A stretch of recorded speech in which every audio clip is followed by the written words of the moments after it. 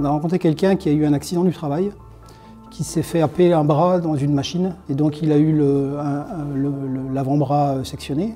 Et il a vu qu'à un certain moment, il y a des gens, des Japonais je crois, qui ont créé un projet open source, donc qui est la fabrication d'une prothèse de l'avant-bras.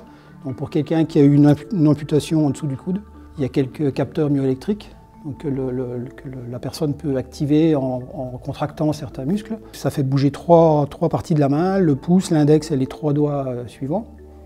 Et ça permet de serrer, de desserrer, de maintenir serré des choses. Ce projet est très important.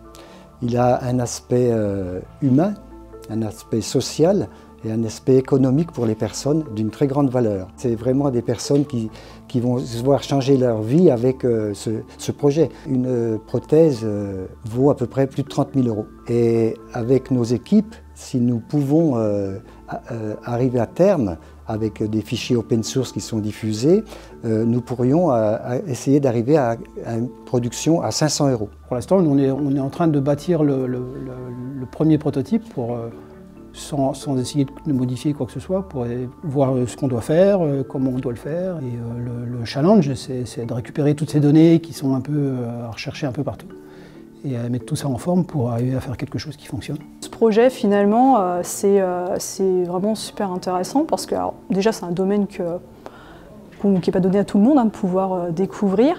Techniquement, moi, je découvre des choses, en plus je suis très curieuse, donc techniquement je trouve ça formidable de pouvoir m'investir dans ce type de projet. On se rend compte que technologie et santé sont des domaines qui sont en plein développement, en plein boom, il y a énormément de choses à faire et pourquoi pas trouver d'autres choses à réaliser à l'avenir. Le prix qui nous a été octroyé par AG2R La Mondiale va nous permettre de rebondir et de passer à une vitesse supérieure.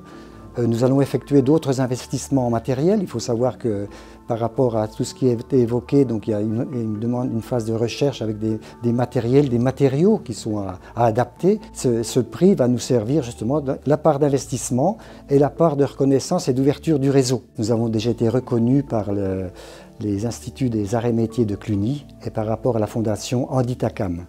Et c'est vrai qu'on a encore du travail avec les fondations pour pouvoir œuvrer et pouvoir amener un plus à ce niveau-là pour amener du bien aux personnes.